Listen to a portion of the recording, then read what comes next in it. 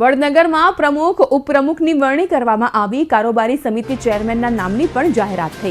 મહિલા પ્રમુખ તરીકે મિતિકાબેન શાહની વરણી થઈ છે તો ઉપપ્રમુખ પદ માટે જયંતીજી ઠાકોરની પસંદગી કરવામાં આવી। સ્ટેન્ડિંગ ચેરમેન પદ પર ઉત્તમ પટેલની નિમણૂક થઈ છે। ભાજપ પ્રમુખ સહિત મોટી સંખ્યામાં લોકો આ ખાસ અવસર પર ઉપસ્થિત રહ્યા।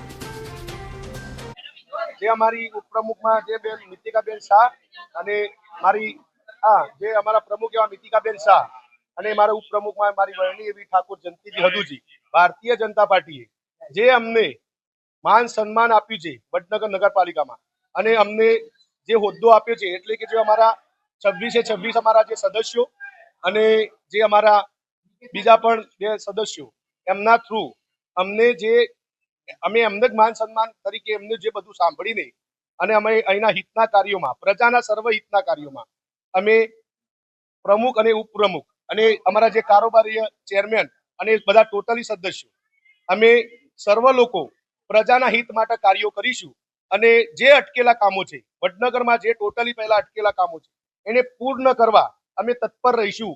પાર્ટીના પદાધિકારીઓનો ખૂબ ખૂબ આભાર માનું છું અને બધા સદસ્યો પણ જેને મને સાથ સહકાર આપ્યો છે તેનો પણ હું ખૂબ ખૂબ આભાર માનું છું।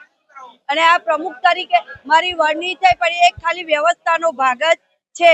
આ બધા સદસ્યો અમે સાથે મળીને જ, બધા સદસ્યો પ્રમુખ જ છે અને અમે સાથે મળીને જ કામ કરીશું અને મોદી સાહેબ જે વિકાસના કામ કરે છે તેને અમે આગળ વધારીશું અને બધા તેમાં સાથ આપીશું અને આપણે એક વડનગર શ્રેષ્ઠ વડનગર, એક વડનગર એ નારાને આપણે ઉજાગર કરીશું।